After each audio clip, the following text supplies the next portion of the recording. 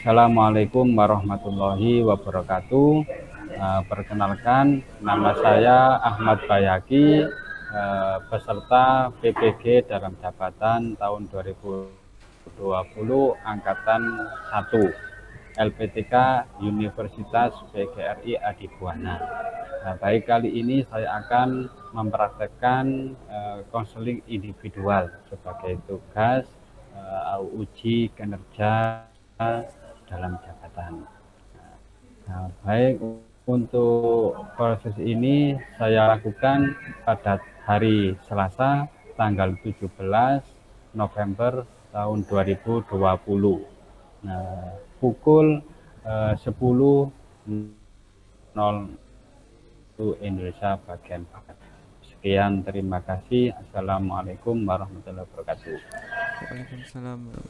Baik, ini saya akan mulai dengan individual. Ini sebagai konseli, ya, ini sebagai konseli yang punya permasalahan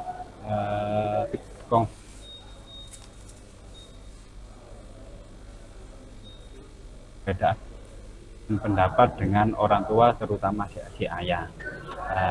Mas Hanif ini menginginkan untuk kuliah, tapi dari pihak orang tua, khususnya ayah, Mas Hanif ini tidak diizinkan.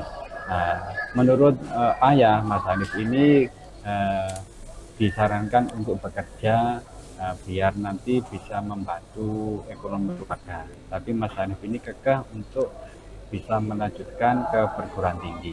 Itu sinopsisnya dari permasalahan konseli seperti Mas Hanif. Nah, itu Mas Hanif ya. Baik, kita mulai Mas Hanif. Iya, Pak. Assalamualaikum warahmatullahi wabarakatuh. Waalaikumsalam warahmatullahi wabarakatuh. Nah, Mas Hanif, bagaimana kabarnya? Alhamdulillah baik, Pak. Alhamdulillah baik. Baik Mas Hanif, saya ucapkan terima kasih karena Mas Hanif sudah bersedia dan mau melakukan konseling individual.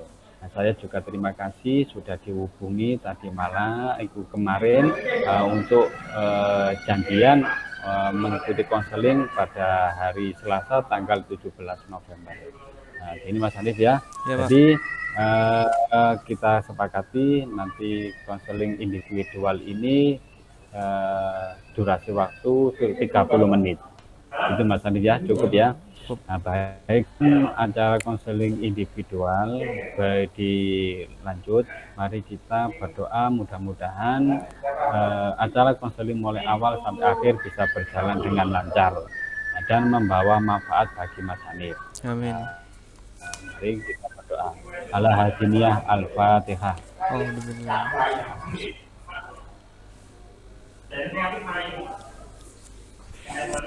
Baik, terima kasih Mas Hanif. Bagaimana kabarnya Mas Hanif? Alhamdulillah baik, Pak. Oh ya, alhamdulillah baik kalau gitu. Nah, gimana kegiatan OSIS-nya? Masih eksis di kegiatan OSIS? Alhamdulillah masih, Pak. Tapi mungkin setelah pas ganjil ini saya sudah tidak menjabat menjadi anggota OSIS. Tapi akhir-akhir ini saya mulai malas, Pak, ikut kegiatan OSIS. Oh gitu ya. Loh, kenapa kok Mas Hanif malas? Padahal Mas Hanif kan biasanya termasuk anggota OSIS yang eksis di kegiatan-kegiatan OSIS itu. Saya sekarang malas, Pak. Apa itu belum ada kegiatan di apa kegiatan OSIS di sekolah? Sementara belum ada. Oke, Pak, Ya. saya boleh konsultasi atau konseling, Pak, teng jenengan. Oh iya, nggak apa-apa, monggo Mas Hanif. Bapak senang, Pak Hadi senang ketika sampean mau konsultasi. Mungkin ada permasalahan yang selama ini Mas Hanif ada masalah sehingga males untuk kegiatan OSIS itu.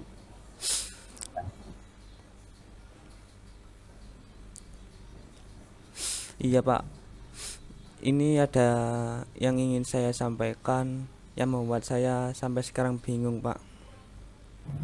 Apakah Bapak mau membantu saya? Ya, ya mau, memang itu kewajiban saya menapi Mas Hanif. Mungkin Mas Hanif apa jenenge bisa bantu, Mas Hanif bisa membantu mungkin mengenai konseling konseling individual. Ya, apa Mas Hanif itu pernah melakukan konseling individual? Belum, Pak. Oh, baik.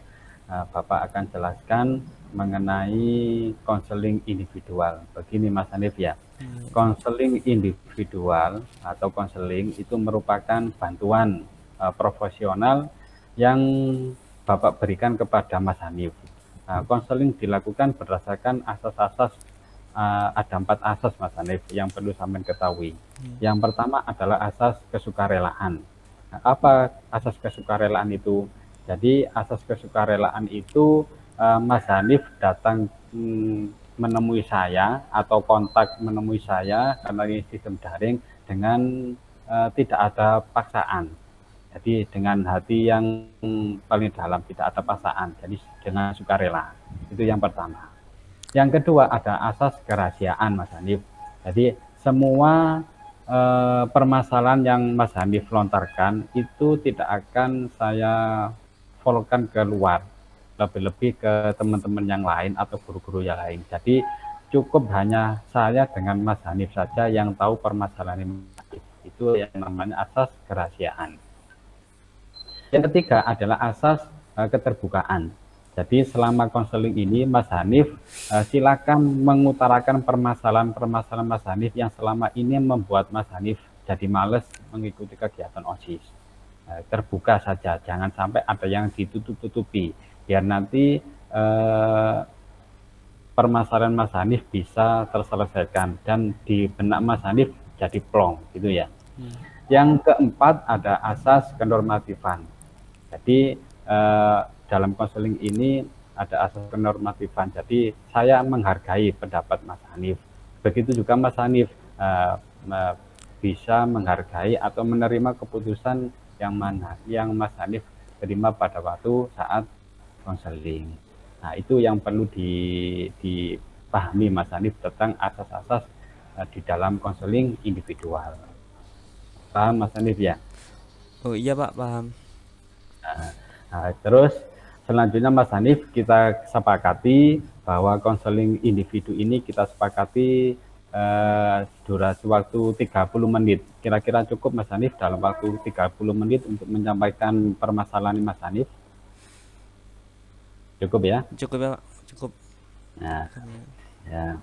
Baik, kalau dirasa cukup, silakan coba Mas Hanif utarakan permasalahan Mas Hanif yang selama ini berada di benak Mas Hanif sehingga Mas Hanif berpengaruh dalam kegiatan atau proses belajar mengajar Mas Hanif. Mungkin dengan mengutarakan permasalahan ini bisa menjadi lebih ringan di benak Mas Hanif. Nah, monggo silakan Mas Hanif untuk Baik. diutarakan permasalahannya. Ya, Pak, terima kasih. Begini, Pak. Sekarang kan saya sudah kelas 12. Sebenarnya saya ingin melanjutkan ke perguruan tinggi dengan mengambil jurusan teknik komputer, soalnya saya sudah mempunyai bekal dasar komputer dan jaringan. Tetapi yang menjadi permasalahan sekarang, Pak, yaitu kedua orang tua saya, khususnya di bapak saya, yang menginginkan saya untuk bekerja. Padahal saya kepinginnya kuliah sambil bekerja dengan bekal yang saya dapatkan atau ilmu yang saya dapatkan dari SMK. Oh, begitu ya permasalahan yang selama ini Mas Hanif rasakan ya. Kenapa ayah Mas Hanif menginginkan untuk bekerja? Ya, karena ayah saya menginginkan saya bekerja.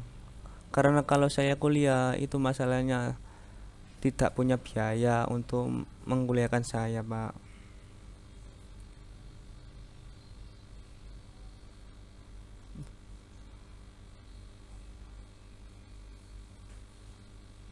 Halo, Mas Hanif? Halo, Pak.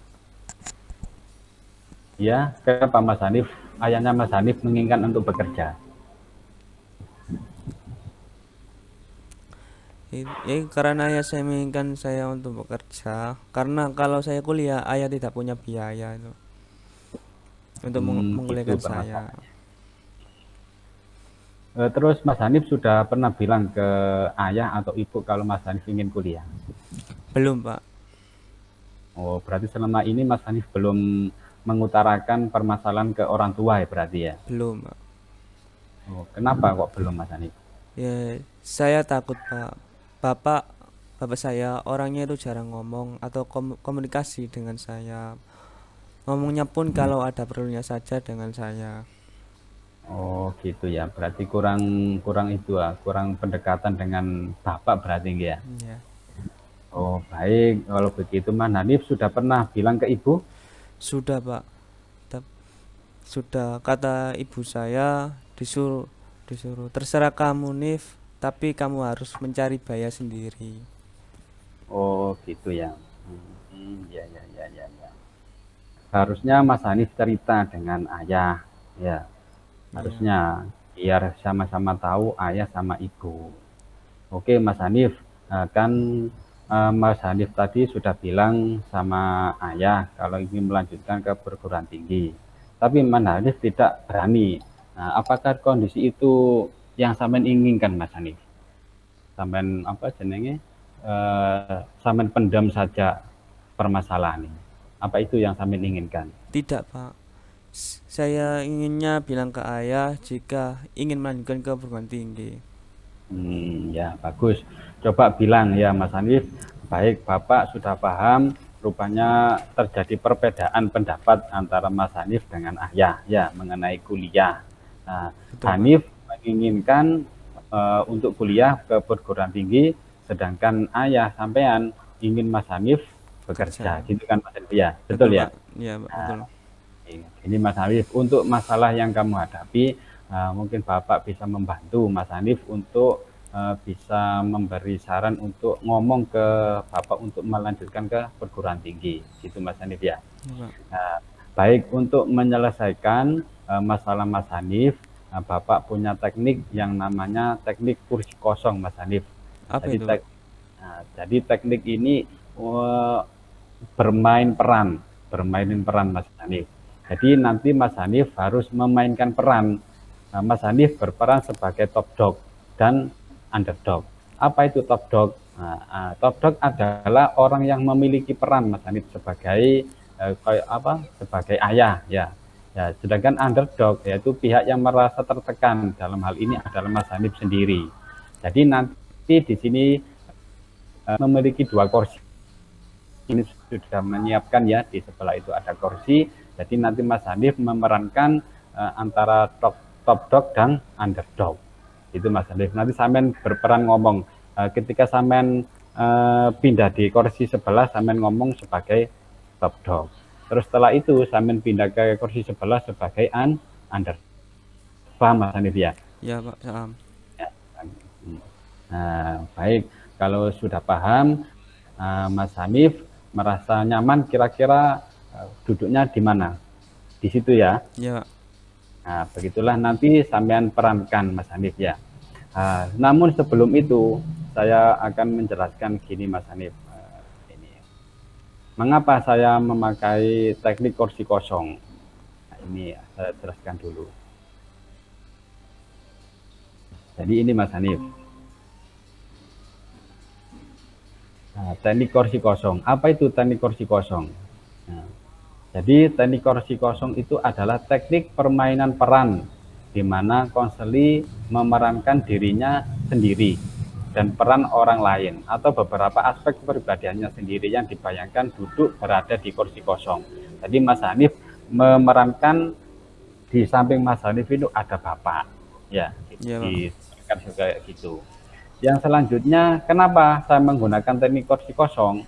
Nah, dengan menggunakan teknik kursi kosong ini, Mas Hanif dapat berbicara pada orang yang dibayangkan duduk di depan, sehingga membantu konseli mengalami pengertian perasaannya. Secara gampangan itu melatih berbicara ke orang tua sampean. Selama ini kan sampean takut, ya Mas. Jadi ini berlatih untuk mengomunikasikan ke orang tua sampean nanti. Itu gunanya ya. Nah, itu Mas Hanif ya, itu pengertian mengenai teknik kursi kosong. Baik, Nah, coba jadi sekarang ya, nanti saya duduk di kursi sebelah kanan berperan sebagai bapak, terus saya duduk di kursi sebelah kiri berperan sebagai saya sendiri, Pak. ya betul. Ya, baik, Paham Pak. ya? Ya, baik, Nah, Pak, baik. paham. Ya, coba sekarang dipraktekkan mengenai teknik kursi kosong itu. Yang underdog itu Mas Hanif.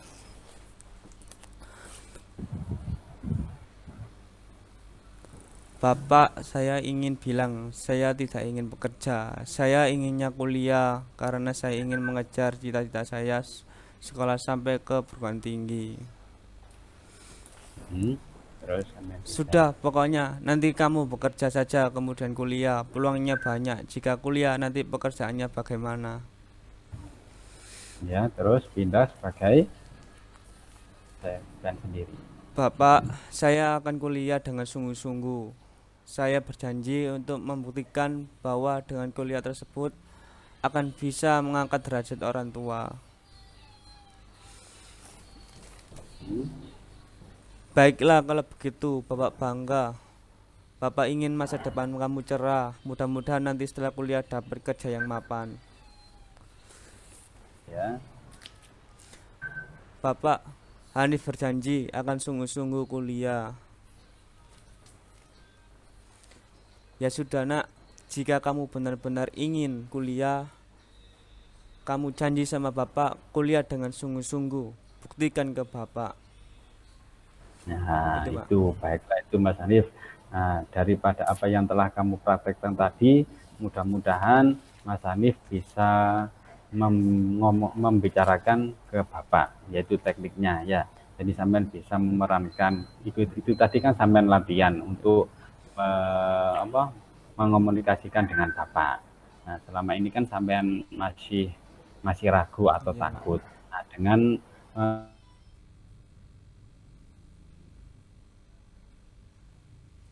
simulasi bermain perasaan takut itu bisa diturunkan atau mereduksi ya. Jadi itu nanti setelah itu sampai praktekkan seperti itu ya. Nah, gitu Mas Hanif ya. Baik, Pak. Nah, bagaimana perasaan Mas Hanif setelah mempraktekkan teknik kursi kosong itu tadi? Alhamdulillah, Pak. Setelah berarti ada perubahan, saya lebih percaya diri, Pak. Nah, ya bagus Mas Hanif. Nah, setelah mengikuti konseling ini, kira-kira Mas Hanif yang sampai lakukan nanti apa di rumah Saya untuk akan, ngomong? oh iya, Pak. Saya akan mencari waktu yang tepat untuk mencoba untuk berbicara dengan ayah saya. Ya gitu bagus Mas Hanif. Nah, Mas Hanif ini sudah berlatih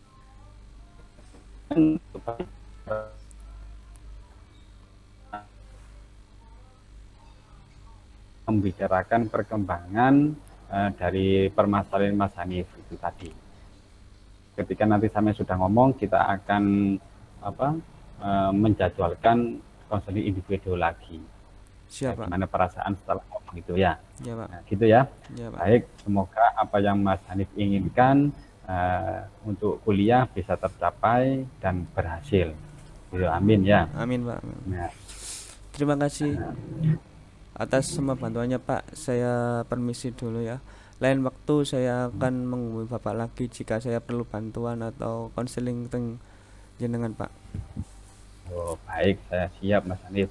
Namun sebelum kita akhiri, nanti Mas Hanif bisa mengerjakan tugas yang saya berikan nanti ya. Ya, Pak. Nanti linknya saya share, saya bagikan di WA-nya Mas Hanif ya. Nanti bisa dikerjakan. Ya, Pak. Setelah itu Terima nanti kasih. dikirimkan ke saya. Gitu Ya, Mas Pak. Hanif ya. Ya, Pak. Terima Nah, kasih. baik, kalau sudah seperti itu, mungkin ada kesan dan kesan setelah mengikuti konseling individual ini, Mas Hanif.